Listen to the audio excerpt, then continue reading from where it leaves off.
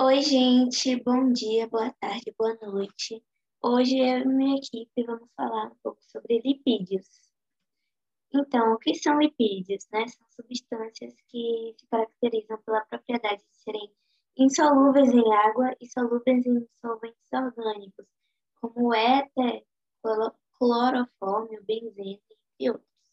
Não são polímeros, ou seja, eles não são repetições de uma unidade básica. Eles são os componentes principais do tecido adiposo e, juntamente com proteínas e carboidratos, eles constituem os principais componentes estruturais das células vivas. Eles formam, juntamente com carboidratos e as proteínas, o grupo de compostos mais importante em alimentos de origem animal e vegetal. Eles são um grupo heterogêneo de substâncias relacionadas com os ácidos graxos, com a propriedade de ser relativamente insolúveis em água e solúveis em solventes orgânicos. Na alimentação, esses compostos são relevantes por seu valor energético, por transportarem vitaminas lipossolúveis e ácidos graxos essenciais e parcialmente responsáveis pela estrutura de membranas celulares. Os lipídios, eles são classificados em simples e compostos. Eles são simples quando, por hidrólise total, eles originam apenas ácidos graxos e álcool. E quando eles são compostos por hidrólise total, produzem ácidos graxos e álcools que apresentam em suas moléculas um outro grupo funcional, por exemplo, fosfolipídios, glicolipídios ou sulfolipídios. E os lipídios derivados são aqueles provenientes da hidrólise dos lipídios simples e compostos, por exemplo, ácidos graxos, hidrocarbonetos, vitaminas lipossolúveis, pigmentos, compostos nitrogenados, entre outros. Agora eu passo a palavra para a Bianca, para ela falar um pouco mais sobre como os lipídios simples são subdivididos. Oi, gente, Bianca aqui. Então, os lipídios eles são subdivididos em duas categorias, que são as gorduras e as ceras. Mas hoje eu vou me estender um pouco mais sobre as gorduras, né? Temos as gorduras e os óleos, que elas acabam se diferenciando com a questão do seu estado, né? A temperatura vai influenciar bastante no estado sólido ou líquido, mas eles podem ser considerados sinônimos, já que eles possuem basicamente a mesma estrutura química, né?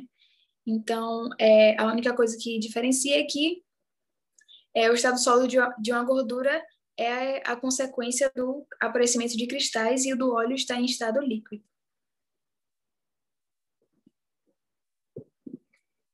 As gorduras são estéreis formadas por ácidos graxos de elevado peso molecular e glicerol, o álcool.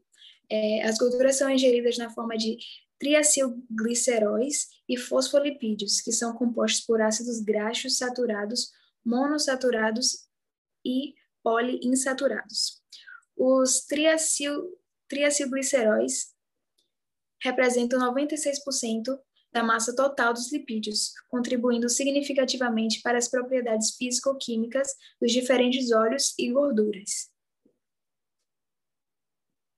As gorduras com maiores concentrações de ácido graxo, monoinsaturados e poliinsaturados, são geralmente líquidas, né?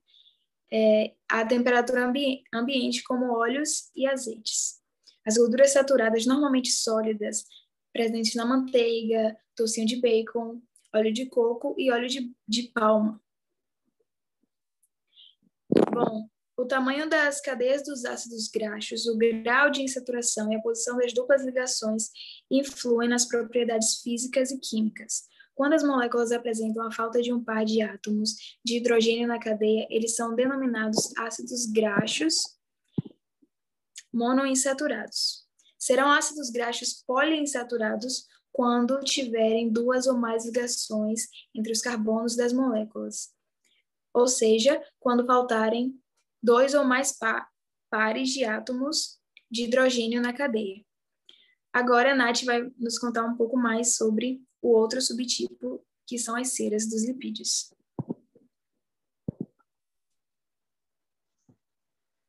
Oi, gente, eu sou a Natália, vou falar um pouco sobre as ceras dos lipídios. Bom, elas são substâncias que são principalmente encontradas em ácidos graxos, além de álcools que são encontrados em grande quantidade em favos de mel. Nosso organismo não produz duas substâncias que são denominadas necessárias, que são o linoleico e o hidrogênio. Como a gente não possui essas substâncias, a gente coloca elas no nosso organismo através da alimentação. O ácido linoleico é encontrado em principalmente óleo de girassol, óleo de milho e de soja. Já o ácido linoleico é encontrado em óleos de linhaça. Essas substâncias são precursores das prostaglandininas, que são compostos responsáveis por importantes funções fisiológicas, como a contração do útero, além da pressão sanguínea e entre outras funções importantes. Sobre o índice de refração dos lipídios, os óleos e gorduras possuem um poder de refrigerência diferentes, porque depende muito de acordo com a sua natureza, e eles desviam com maior ou menor intensidade dos raios luminosos que o atravessam. Agora eu vou passar a palavra para Rodrigo. Oi, gente, eu sou o Rodrigo. Eu vou falar sobre saponificação. Quando um óleo ou gordura é aquecido em solução aquosa de álcool, forma-se glicerol. É uma mistura de sais alcalinos de ácido graxo, conhecidos como sabão. A hidrogenação é a adição de hidrogênio às duplas ligações dos ácidos graxos insaturados dos óleos e gorduras naturais, na presença de um catalisador, produzindo saturação total ou parcial da cadeia sob condição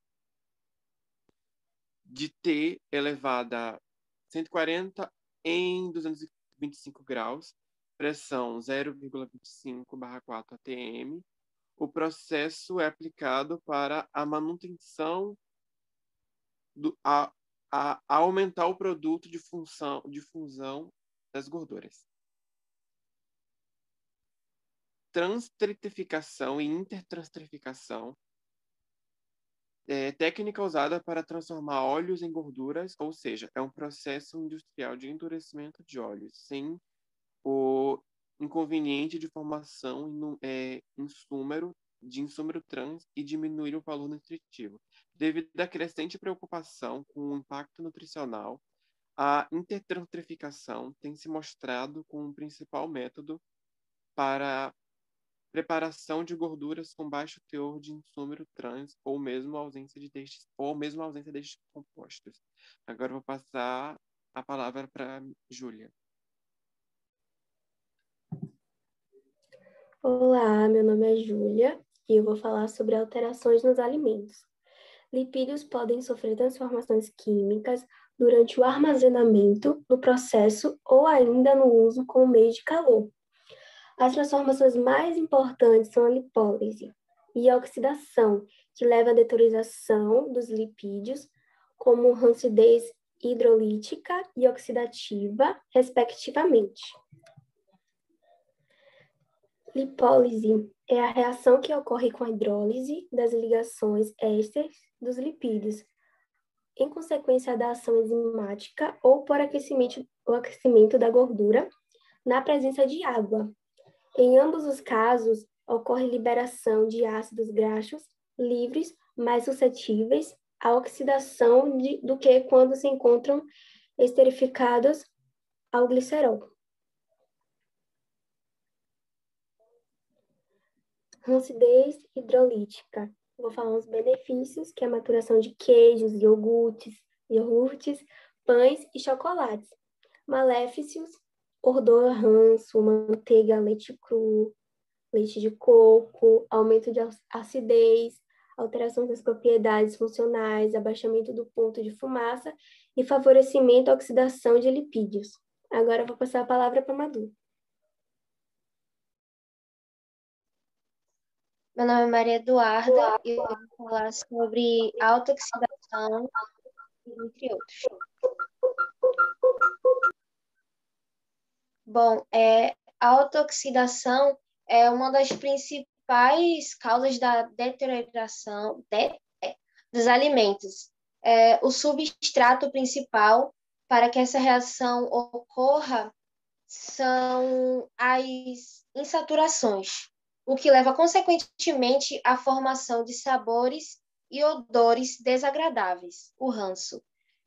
O processo oxidativo, podendo acontecer tanto por via enzimática ou não.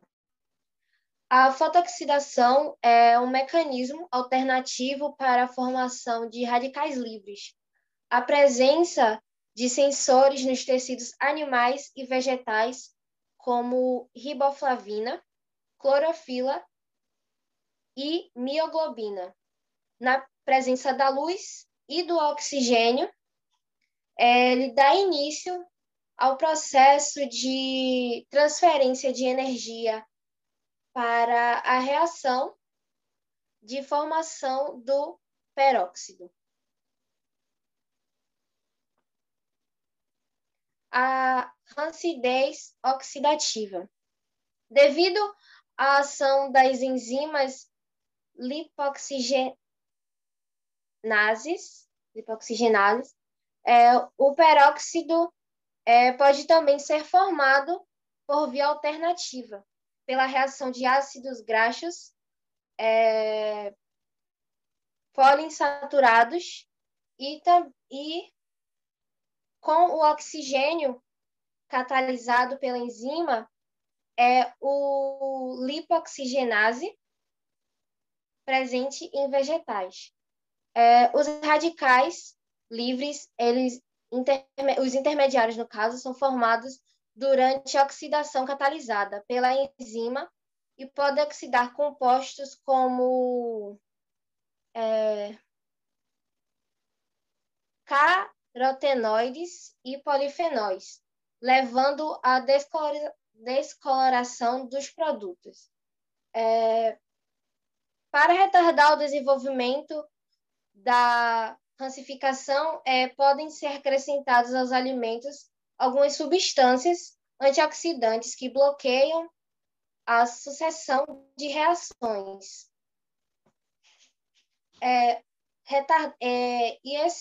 Essas reações, elas retardam, de alguma forma, o ranço.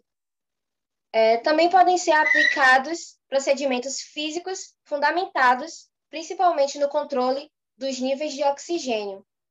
Alguns exemplos de antioxidantes são o galato de propila, o terbutilhidroquinona, o butilhidroxianisol, o ácido cítrico e a vitamina E. Então foi isso. Muito obrigada pela atenção. Eu agradeço, nós agradecemos e ficamos por aqui.